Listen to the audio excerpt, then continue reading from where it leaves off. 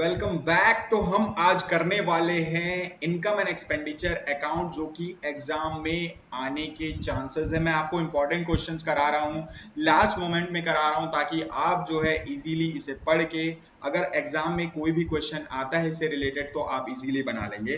तो आज का जो हमारा क्वेश्चन है one of the most important question है, तो आप इसे एंड तक जरूर देखें। देखो, from the following receipts and payment account of Bilaspur Club, prepare income and expenditure account for the year ended 31st March 2025। तो आपका करेंट ईयर जो हो जाएगा 1 अप्रैल हो जाएगा, 1 अप्रैल 2024 से लेकर के 31 मार्च 2025 हो जाएगा। ये आपका करेंट ईयर। तो आप हमेशा याद रखेंगे, मैं आपको जो बता रहा हूं, ये जो इनकम एंड एक्सपेंडिचर अकाउंट होता है वो सारी चीजें करंट ईयर के ही रिकॉर्ड करता है, करंट ईयर के। आप इसमें से प्रीवियस ईयर के सारी चीजें हटा देते हैं और नेक्स्ट ईयर का भी अगर कुछ होगा तो आप हटा देंगे। बात समझ में आई? ऐसा क्यों किया जाता है उसको भी समझो। अगर मैं सारी चीजें करंट ईयर का लिखूंगा, करंट ईयर का लिखूंगा, करंट ईयर का लिखूंगा, तभी तो मेरे को कितना सरप्लस करंट ईयर का हुआ वो पता चलेगा, या तो फिर कितना डेफिशिट करंट ईयर का हुआ ये पता चलेगा। अगर मैं इसमें प्रीवियस ईयर, करंट ईयर और नेक्स्ट ईयर तीनों चीजें जोड़ करके लिख रहा हूं तो मेरे को इस साल का कितना सरप्लस है, डेफिशिट है, ये पता नहीं चल पाएगा। तो आप एक चीज हमेशा याद रखेंगे, जो ये आउटर कॉलम होता है, ये जो आउटर कॉलम होता है, यहाँ पे वही अमाउंट दिखाने की कोशिश करना जो आपके कौन से ईयर का है, करेंट ईयर का है। चलो अब नेक्स्ट जब क्वेश्चन करोगे ना, आपको सारी चीजें धीरे धीरे क्लियर होते चलेगी। क्वेश्चन करोगे सारी चीजें क्लियर होंगी, मजा आएगा, मजा आएगा, मजा आएगा। चलो सबसे पहले देखो, ये जो कैश इन हैंड है, कैश इन हैंड है और कैश एट बैंक है ना। आपको पता होगा कैश इन हैंड और कैश एट बैंक जो होता है वो एसेट होता है। ये क्या होता है? एसेट होता है। तो ये एसेट होता है। आप ध्यान से सोचने की कोशिश करो, रिसिप्ट्स एंड पेमेंट में ये दिया हुआ है और ओपनिंग बैलेंस है, ये पिछले साल का है। तो ये ओपनिंग बैलेंस है, तो ओपनिंग बैलेंस ये पिछले साल का है, यानी कि ये पिछले साल के बैलेंस शीट में रहा होगा। पिछले साल के बैलेंस शीट में रहा होगा तो पिछले साल के बैलेंस शीट में आप लिख दोगे। अच्छा, आप ये सोच रहे होगे कि मैं दो बैलेंस शीट क्यों बनाऊं, तो मैं आपको बता देता हूं, एक बैलेंस शीट से मैं आपको पहले लिख करके दे देता हूं। यहाँ पे जो प्रीवियस ईयर का बैलेंस शीट रहेगा, जो प्रीवियस ईयर का बैलेंस शीट रहेगा वो आपको कैपिटल फंड निकालने पे हेल्प करेगा, आपको कैपिटल फंड निकालने पे हेल्प करेगा, कैपिटल फंड। अब यहां से जो आप बैलेंसिंग फिगर निकालेंगे, बैलेंसिंग फिगर निकालेंगे, वो कहलाएगा कैपिटल फंड। और वो जो कैपिटल फंड है वो आपके किस तरफ आ जाएगा? आपके नए साल के बैलेंस शीट में आ जाएगा। तो आप ये चीज याद रखेंगे, ठीक है। चलो अभी हम लोग दो बैलेंस शीट इसलिए बना रहे हैं क्योंकि आप एक बैलेंस शीट यानी कि प्रीवियस ईयर के बैलेंस शीट में जो है कैपिटल फंड निकाल करके क्या करेंगे? करेंट ईयर के बैलेंस शीट में लिखेंगे। चलो अब हम लोग नेक्स्ट आ जाते हैं। यहाँ पे देखो, अब यहाँ पे जो आपके सामने क्वेश्चन है इसमें क्या दिया हुआ है? एसेट साइड में लिखना है, तो 3500 और जो 10,000 है पिछले साल के बैलेंस शीट से आए गए हैं, तो आप पिछले साल के बैलेंस शीट में लिख लो। तो हम लोग एसेट साइड में लिख लेते हैं। एसेट साइड में क्या आ जाएगा? कैश एट बैंक और cash in hand, cash in hand. तो आपके पास कितना कितना बैलेंस बचा हुआ है भैया, बताइए कितना कितना? 3500 और 1000, 3500 और 10,000, ठीक है। तो ये आपने लिख लिया। उसके बाद देखो, लाइन से मैं आपको बताते चल रहा हूं। अब देखो, सबसे पहले आप ना जिसके साथ जो है एडजस्टमेंट है उसको रेड मार्क से मैं यहाँ पे कर लेता हूँ, तो मेरे को ध्यान रहेगा कि एडजस्टमेंट है उस पॉइंट में। तो यहाँ सब्सक्रिप्शन में एडजस्टमेंट है, तो यहाँ पे मैं सब्सक्रिप्शन में एडजस्टमेंट मेरे को केयरफुल होके करना पड़ेगा। अब यहाँ पे इंश्योरेंस है, तो इंश्योरेंस में मेरे को केयरफुली होके करना पड़ेगा एंट्री। और फिर यहाँ पे आउटस्टैंडिंग मिसलिनियस एक्सपेंसेस है, तो भाई मिसलिनियस एक्सपेंसेस में मेरे को थोड़ा केयरफुल रहना पड़ेगा। फिर उसके बाद डोनेशन है, तो डोनेशन में मेरे को थोड़ा सा केयरफुल होना पड़ेगा। उसके बाद एंट्रेंस फीस है, तो एंट्रेंस फीस में मेरे को थोड़ा सा केयरफुल होना पड़ेगा। और उसके बाद अगर इंटरेस्ट है तो मुझे इंटरेस्ट में थोड़ा सा केयरफुल होना पड़ेगा। और उसके बाद आपका ब्लैक टेबल्स है, तो उसमें आपको जो है थोड़ा केयरफुल होना पड़ेगा। क्लियर है? चलो ये सारी चीजें जो है मैं आपको अब धीरे धीरे बताते चलता हूं। तो सबसे पहले आप देखो, केयरफुली वाली टाइम आ चुकी है। केयरफुली आप यहाँ पे डोनेशन लिखा हुआ है, डोनेशन में मैंने रेड डॉट किया है, इसका मतलब क्या है? इसमें एडजस्टमेंट है, तो एडजस्टमेंट पहले पढ़ना पड़ेगा। तो एडजस्टमेंट में क्या लिखा हुआ है, ये डोनेशन में आप ध्यान से पढ़ेंगे तो ये जो है डोनेशन 50% जो है कैपिटलाइज हो जाएगा। तो ये जो 50% कैपिटलाइज हो जाएगा, अब ये कैपिटलाइज हो जाएगा मतलब दो टाइप का डोनेशन होता है, एक स्पेसिफिक डोनेशन होता है, एक होता है स्पेसिफिक डोनेशन। और ये स्पेसिफिक डोनेशन क्या होता है भाई, और जनरल डोनेशन का मतलब क्या होता है। स्पेसिफिक और जनरल डोनेशन का मतलब होता है, देखो मैंने आपको अगर बोला कि आप इस पैसे से सिर्फ और सिर्फ बिल्डिंग बनाएंगे, ये जो 5 लाख रुपए मैंने दिए हैं, तो ये हो गया स्पेसिफिक डोनेशन, क्योंकि मैंने आपको क्या बोले हैं, आपको इससे बिल्डिंग बनाना है। और जनरल एक्सपेंसेस का मतलब क्या हो जाएगा भाई, जनरल डोनेशन का मतलब हो जाएगा आप उस पैसे से कुछ भी कर सकते हैं, मैंने आपको चंदा दिया, ठीक है। तो ये क्या हो जाएगा भाई, आपका दो टाइप का डोनेशन हो जाता है। तो स्पेसिफिक डोनेशन जो होता है, जो स्पेसिफिक डोनेशन होता है वो आपके बैलेंस शीट के लायबिलिटी साइड में आएगा, और जो जनरल डोनेशन होता है वो आपके इनकम साइड में आएगा। तो यहाँ पे आपको जो अभी बताने की बात सोच रहे हैं वो आपको बोल रहे हैं दो टाइप का डोनेशन है, दो टाइप का डोनेशन आपको बताने की कोशिश किए हैं। एक डोनेशन में आपको बोला जा रहा है कि 50% जो है आप कैपिटलाइज कर दो, यानी कि बैलेंस शीट में दिखा दो। 50% कितना आ जाएगा, 2500 आ जाएगा, और जनरल एक्सपेंस में 2500 दिखा दो, मतलब जनरल डोनेशन में 2500 दिखा दो। तो जो जनरल डोनेशन है वो इनकम साइड में चले जाएगा, और ये बैलेंस शीट के लायबिलिटी साइड चले जाएगा। तो हम लोग बैलेंस शीट के लायबिलिटी से रखवा जाते हैं। अब कौन से ईयर के बैलेंस शीट में चले जाएगा भाई, करेंट ईयर के बैलेंस शीट में चला जाएगा। तो आप यहाँ पे करेंट ईयर के बैलेंस शीट में सबसे पहले क्या कर लेंगे, यहाँ पे ऐड करके लिख लो। यहाँ पे कैपिटल फंड आएगा, आपको पता है ना, और ये मैं कैपिटल फंड कहाँ से लाऊंगा आपको मैंने ये भी बता दिया है। ये कैपिटल फंड जो बैलेंसिंग फिगर आएगा पिछले साल के बैलेंस शीट से, उससे लेकर के आएंगे, ठीक है।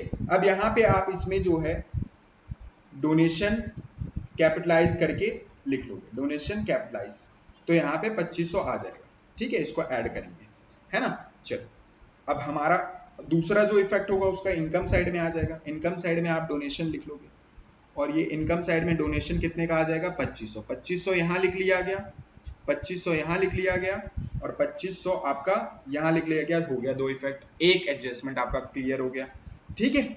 चलो अब नेक्स्ट आ जाते हैं हम लोग, उसी के नीचे सब्सक्रिप्शन लिखा हुआ है। तो सब्सक्रिप्शन जो है आपका कितने का है, अमाउंट देख लो भाई, सब्सक्रिप्शन का 12,000 का है। तो सब्सक्रिप्शन रिसिप्ट साइड में लिखा है। अच्छा मैं आपको एक चीज बता देता हूँ, ध्यान से सुनना, जो भी रिसिप्ट साइड में लिखा होता है, जो भी रिसिप्ट साइड में लिखा होता है, या तो इनकम साइड में आएगा या तो आपके लायबिलिटी साइड में आएगा, ठीक है।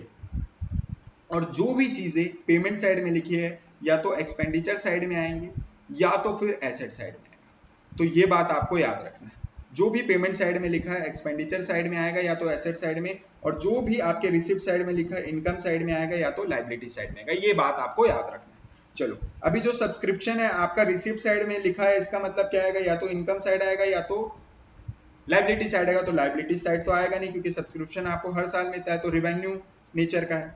तो हम लोग यहाँ पे लिख देंगे बाई सब्सक्रिप्शन। यहाँ पे भी बाई लिखना था, यहाँ भी बाई लिखना था, लिख देते हैं अभी, ठीक है। अपन लिख देते हैं बाई, और यहाँ भी बाई क्या लिख लेंगे, सब्सक्रिप्शन। अब आपको कितने का मिल रहा है, 12,000 का। इसको मैं इनर कॉलम में इसलिए लिखा हूँ क्योंकि इसमें अभी एडजस्टमेंट है, तो ये एडजस्टमेंट ध्यान से पढ़ोगे। अब बोलता है आपको एडजस्टमेंट में, subscription is arrear for the year 2025, कितने का, 900 रुपए का सब्सक्रिप्शन इसी साल का है। तो इस साल का पैसा, मैंने आपको आउटर कॉलम वाली बात बताई थी, इस साल का पैसा है 900 रुपए। तो आपको यहाँ पे तो दिखाना पड़ेगा, 12,000 तो आपने लिखा है, लेकिन ये 900 रुपए भी आपको ऐड करना पड़ेगा। इसका कारण ये है क्योंकि आपने ये आउटस्टैंडिंग सब्सक्रिप्शन लेने थे लेकिन आपको मिला नहीं है। उसके बाद इसी में नेक्स्ट पॉइंट क्या है, देखो ध्यान से, आपको जो है सब्सक्रिप्शन एडवांस में दे दिया गया है नेक्स्ट ईयर का। तो मैंने आपको बताया था कभी भी इनकम एंड एक्सपेंडिचर अकाउंट में आप हमेशा करंट ईयर का शो करते हो, तो करंट ईयर का आउटस्टैंडिंग था इसीलिए मैंने ये 900 ऐड किया है। लेकिन ये जो है नेक्स्ट ईयर का आपको देने जा रहा है क्या, 350 रुपए एडवांस में आपको इसी साल मिला है, मतलब वो अगले साल के लिए मिला होगा। तो यहाँ पे सब्सक्रिप्शन रिसीव्ड इन एडवांस, इसे आप क्या कर देंगे, 350 रुपए को माइनस कर देंगे, 350 रुपए को माइनस कर देंगे। चलो अब नेक्स्ट जो है हम इसे माइनस करके लिख देते हैं अमाउंट 12,000 प्लस 900 रुपए प्लस 350 रुपए, सॉरी माइनस 350 रुपए। अब क्या आ जाएंगे 12,550 रुपए।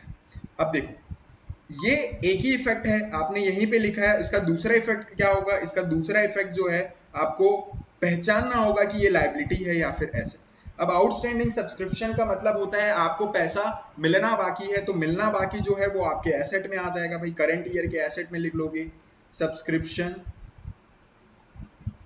एक्रूड सब्सक्रिप्शन करके लिख लो, एक्रूड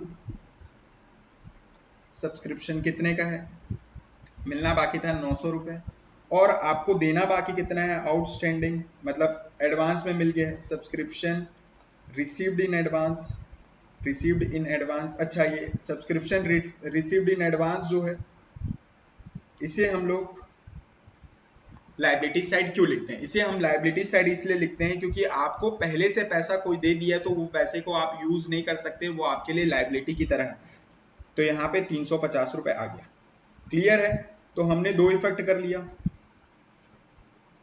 इसके भी हो गए दो इफेक्ट, ठीक है। अब उसके बाद आप आ जाते हैं एंट्रेंस फीस। एंट्रेंस फीस को क्या बोला है, रेड डॉट लगाए हैं तो हम लोग एडजस्टमेंट पढ़ लेते हैं भैया। एडजस्टमेंट में लिखा हुआ है entrance fees is to be treated as revenue. अरे भाई आप हमें नहीं भी बताते ना, मैं आप लोगों को बता चुका हूँ कि एंट्रेंस फीस का मतलब होता है ये आपको हर साल मिलेगा, तो ये रेवेन्यू रिसिप्ट है, तो आप इसे बैलेंस शीट में नहीं इनकम साइड में लिख लेंगे। तो आप इसे इनकम साइड में लिख लेंगे, क्या लिखेंगे, बाय रेवेन्यू, यानी कि आपका रेवेन्यू क्या चीज का नाम क्या था, इसका नाम था एंट्रेंस फीस। एंट्रेंस फीस कितने का है, एंट्रेंस फीस है आपका 1000 रुपए का, एंट्रेंस फीस है आपका 1000 रुपए का, तो आपने यहां लिख लिया। चलो क्लियर है। अच्छा आप ये सोच रहे होगे कि एडजस्टमेंट में दिया है तो दो जगह क्यों नहीं लिख रहे, अरे वही आपको वो इन्फॉर्मेशन दिया है, बस अमाउंट नहीं दिए, ये अमाउंट यहाँ लिखना है, ये अमाउंट नहीं, एडजस्टमेंट नहीं दिया, वो बस आपको बता रहा है, वो आपको गुमराह कर रहा है। एडजस्टमेंट एक ज्यादा दिखा दूंगा बच्चे डर जाएंगे, चलो आप नहीं डरोगे। उसके बाद जो है नेक्स्ट पॉइंट में आ जाओ, आपका एंट्रेंस फीस हो गया, आपने 1000 रुपए रिकॉर्ड कर लिया। इंटरेस्ट आपको कितना मिला है 100 रुपए, इसमें भी एडजस्टमेंट है, तो चलो आ जाओ इंटरेस्ट में।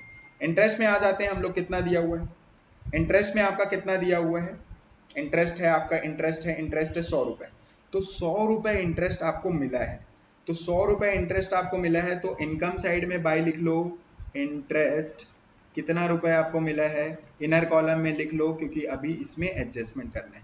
तो आपको मिलना कितना है अभी ये तो कैलकुलेट करना पड़ेगा, तो 8% इंटरेस्ट एक्रूड ऑन इन्वेस्टमेंट, तो 8% इंटरेस्ट आपको एक्रूड ऑन इन्वेस्टमेंट है, तो आप इन्वेस्टमेंट लिखेंगे, ये वर्किंग नोट कर रहा हूं मैं, इन्वेस्टमेंट लिखेंगे। इसका अमाउंट कितने का आपका इन्वेस्टमेंट है, पहले यहाँ पे देख लो आप इन्वेस्टमेंट कितने का है आपका। तो यहाँ पे आपने जो है इन्वेस्टमेंट परचेज किया था 6,000 रुपए का, तो 6,000 रुपए आप इन्वेस्टमेंट सबसे पहले यहाँ पे लिखेंगे, और ये 6,000 में आपको 8% मिलेगा, लेकिन आपको सिर्फ और सिर्फ ये 5 महीने के लिए मिलेगा, तो 5/12 करेंगे, तो 12 के टेबल में 65 टाइम्स में आता है, 2 0 इसका कट गया, तो 5 8 जा 40, 45 जा 200, तो 200 रुपए इंटरेस्ट एक्रूड है, अभी मिलना बाकी है, तो मिलना बाकी है तो एसेट है, ठीक है, मिलना बाकी है तो एसेट है, तो 200 रुपए इसमें ऐड कर दोगे प्लस एक्रूड इंटरेस्ट, और यहाँ पे लिख दोगे 300 रुपए। अब ये 200 रुपए आपका एडजस्टमेंट से मिला है, तो एक इफेक्ट हो गया, और दूसरा मिलना बाकी है, तो आप इसे एसेट साइड में लिख देंगे एक्रूड इंटरेस्ट करके, कितना आ जाएगा 200 रुपए, और 6,000 का आपने जो है इन्वेस्टमेंट परचेज किया है, तो इन्वेस्टमेंट भी आपका कितना आ जाएगा 6,000 रुपए, ताकि बाद में मिस मत हो जाए, मैंने यहाँ पे मार्क कर दिया था इसे, ये देखो मैंने मार्क कर दिया था, इसलिए मैंने उसे नोट डाउन कर दिया। अब आपको इंटरेस्ट कहाँ से मिल रहा है, बैंक से मिल रहा है, इसमें कोई टिक मार्क नहीं है, मतलब आपका रिसिप्ट है, हर साल आपको मिलेगा, आप इसे डायरेक्ट जो है इनकम साइड में लिख लेंगे, क्या लिखेंगे, by by by by interest from bank, और सीधा आउटर कॉलम में लिखेंगे अमाउंट कितना है, अमाउंट है आपका 400, अमाउंट है आपका 400। उसके बाद आ जाते हैं सेल ऑफ अ न्यूज़पेपर। जब आप न्यूज़पेपर बेचे तो आपको 150 रुपये मिला, तो आपको फिर से पैसा मिल रहा है, तो भाई आप यहाँ पे लिखेंगे by sale of a newspaper. Sale of a newspaper, बताओ कितना इजी है, कितना इजी है। आप बस इधर से उधर कर रहे हो, मतलब जो भी इधर लिखा है तो इधर इनकम साइड लिखा है तो इधर आएगा, और जो भी पेमेंट है इधर लिखा है तो आपका एक्सपेंडिचर साइड आएगा। तो ये जिगजैग क्रॉस वाला खेल खेल रहा है आपके साथ बस। तो सेल ऑफ अ न्यूज़पेपर आपका 150 रुपये आ जाएगा। फिर उसके बाद sale of a drama ticket 1050, तो sale of a drama ticket by sale of a drama ticket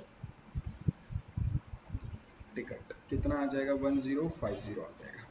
ठीक है, उसके बाद इधर के पूरे ट्रांजैक्शन खत्म। मतलब आपने जो है क्या क्या कर लिया, इसे जो है आपको इनकम साइड में लिखना था, लिख लिया।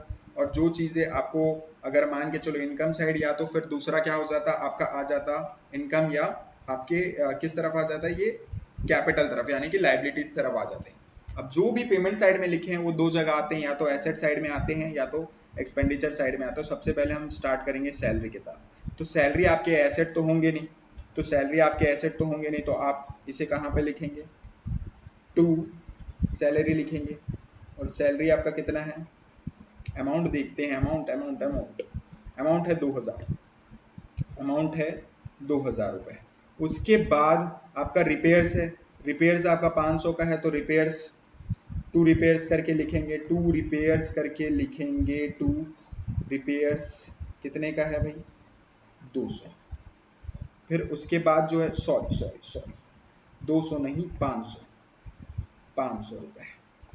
उसके बाद टू आप आ जाएंगे परचेज ऑफ अ फर्नीचर। अच्छा, ये परचेज ऑफ अ फर्नीचर है, जो फर्नीचर खरीदे हो ये भाई आपका एसेट है, तो एसेट में चले जाएगा। ये आपने एसेट खरीदा है तो एसेट में लिख लोगे, है ना। कौन से साल के बैलेंस शीट में, पुराने नहीं, नए। फर्नीचर कितने का है, देखिए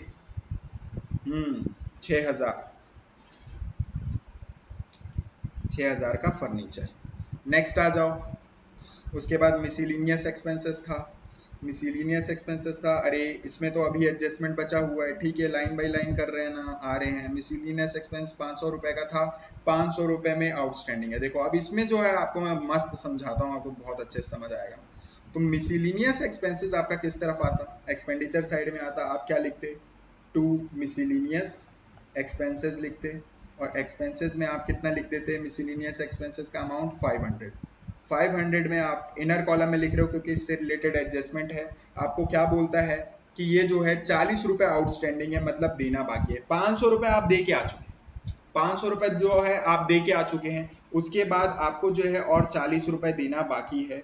तो भाई आउटर कॉलम में मैंने आपको क्या बताया था, करेंट ईयर का कितना खर्चा है वो लिखना है। तो भाई आपको 540 रुपए देना था, आपने नहीं लिखा है, तो अभी हम लोग वो लिख रहे हैं। बात समझ आई। तो इस साल का खर्चा कितना था, 540 था, तो 540 शो करना पड़ेगा ना। 500 आपने दिया था, 40 रुपए नहीं दिया था, तो अभी हम लोगों को यहाँ पे खर्चा निकालना पड़ेगा, तभी तो हमको पता चलेगा कि करेंट ईयर में कितना खर्चा है। चाहे दिया हो या ना दिया हो वो मैटर नहीं करता, ठीक है, यही चीज आपको समझ में आनी चाहिए। चलो नेक्स्ट जो है आपको क्या मालूम रहना चाहिए, प्रीमियम कितना है, इंश्योरेंस प्रीमियम आपका 200 है। अब 200 में आपने जो है पहले से ही 90 रुपए पे कर दिए। इसको मैं आपको समझा रहा हूं, देखो अब यहाँ पे क्या है, टू इंश्योरेंस प्रीमियम है, ये 200 रुपए है। इसमें से आपने 90 रुपए, भाई 90 रुपए अगले साल का पहले से ही पे कर दोगे, प्रीपेड इंश्योरेंस है, तो ये पहले से जब पे कर दोगे तो ये 90 रुपए आप जो पहले से पे कर दिए हो, तो इस साल का खर्चा कितना है, 110 रुपए है। अब 110 रुपए, तो हमने ये दोनों को अभी लिखना है। तो ये आउटस्टैंडिंग है, आउटस्टैंडिंग का मतलब आपको देना बाकी था, तो देना बाकी है तो लाइबिलिटीज साइड में आ जाएगा। करंट ईयर के बैलेंस शीट में लाइबिलिटीज साइड में क्या लिख दोगे, आउटस्टैंडिंग मिसलिनियस एक्सपेंसेस कितने का आ जाएगा, 40 रुपए का। और आपको जो है प्रीपेड इंश्योरेंस आपने एक्स्ट्रा पैसा दे दिया है, तो प्रीपेड इंश्योरेंस आपके लिए एसेट हो गया, और एसेट हो गया तो आप इसे किस तरफ लिख लेंगे, एसेट साइड लिख लेंगे। कितने का है, 90 रुपए का।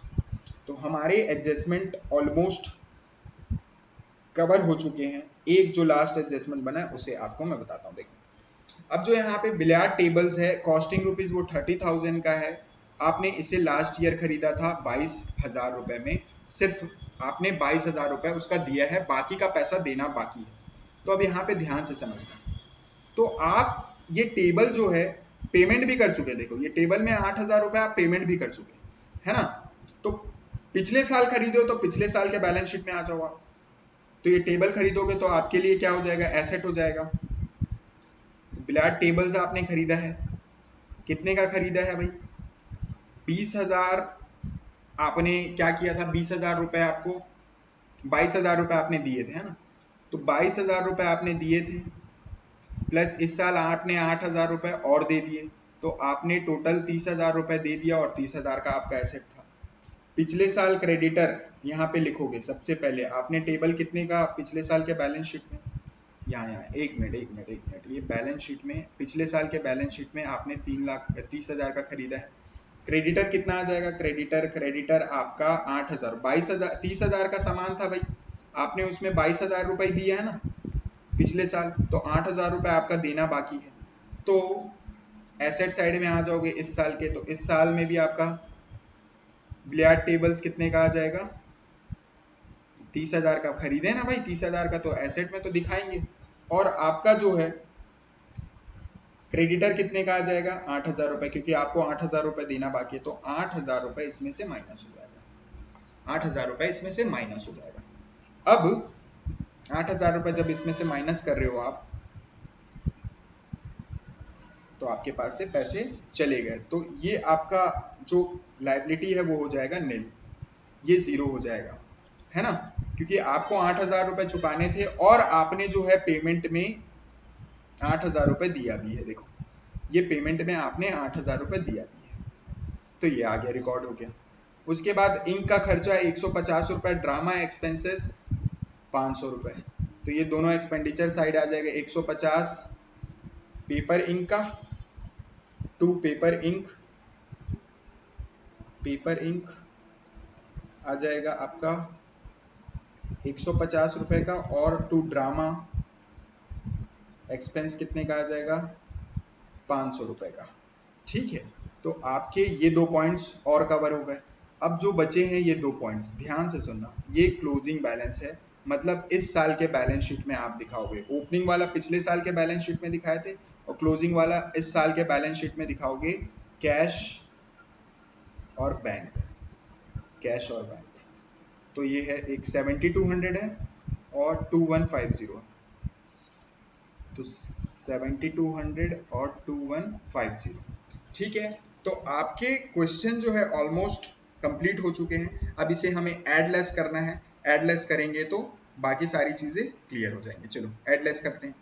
तो सबसे पहले आपको इनकम एंड एक्सपेंडिचर अकाउंट में आना है। ठीक है, इनकम एंड एक्सपेंडिचर अकाउंट में लिखा है, सबसे पहले आपको 2500 रुपये लिखा हुआ है, यहाँ ऐड कर लो 2500 रुपये, प्लस यहाँ पे जीरो है। ठीक है, 212550 प्लस आपको करने हैं 10,000। एंट्रेंस फीस 10,000 नहीं है, एंट्रेंस फीस 1,000 है, याद करो, एंट्रेंस फीस 1,000 है। प्लस आपको इंटरेस्ट 300 रुपये ऐड करने हैं, प्लस 400 रुपये ऐड करने हैं, प्लस 150 रुपये ऐड करने हैं, और 1050 ये ऐड करना है। तो इस तरफ का टोटल आपका आ रहा है, टोटल आ रहा है 17,950 रुपये। ठीक है, अब एक्सपेंसेस साइड का करते हैं। एक्सपेंडिचर 2,000 रुपये आपका खर्चा हुआ, फिर आपका 500 रुपये खर्चा हुआ, फिर आपका 540 रुपये खर्चा हुआ, फिर 110 रुपये खर्चा हुआ, फिर आपका इस साल 150 रुपये खर्चा हुआ, और आपका 500 रुपये खर्चा हुआ। तो टोटल आपका 3,800 खर्चा हुआ। तो आप दोनों तरफ का टोटल जब कर रहे हैं तो इस तरफ का टोटल ज्यादा आ रहा है, मतलब इनकम साइड ज्यादा है, और इस तरफ भी टोटल इतना ही लिखना पड़ेगा फिर। तो जो बैलेंसिंग फिगर आ रहा है, यानी कि 3,800 आप माइनस करोगे, क्योंकि ये आपका इनकम था और ये ये आपका इनकम था, ये आपका एक्सपेंडिचर है। तो इनकम ज्यादा है, एक्सपेंडिचर कम, तो हम पक्का कमाए हैं, कमाए नहीं है बोलेंगे, सरप्लस बोलेंगे। तो 17,950 में से आप माइनस कर देंगे 3,800, तो आपको पता चल जाएगा कि आप कितना आएंगे। तो यहाँ पे 2 क्या आ जाएगा, सरप्लस।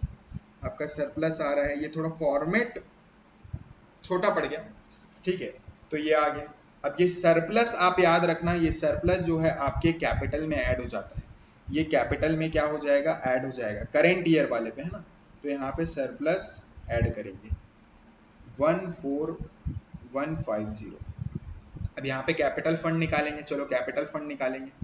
कैपिटल फंड कैसे निकालेंगे, पुराने साल के बैलेंस शीट में देखो, सबसे पहले आपका 3500 है पिछले साल का कैश बैलेंस, फिर 10,000 रुपये, फिर आपने पिछले साल जो है टेबल खरीदा था, तो आपके टोटल इधर आ गए 43,500। इस तरफ कितना आ जाएगा आपका 43,500 में से माइनस कर दोगे 8,000, तो 43,500 यहाँ भी आएगा, और बैलेंसिंग फिगर आ रहा है 35,500।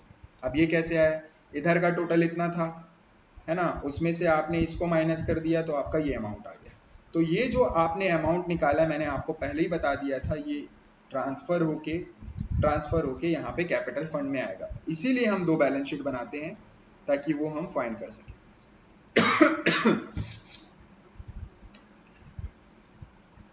35,500 में 2500 जोड़ोगे और 14,150 जोड़ोगे तो आपका 52,150 आएगा।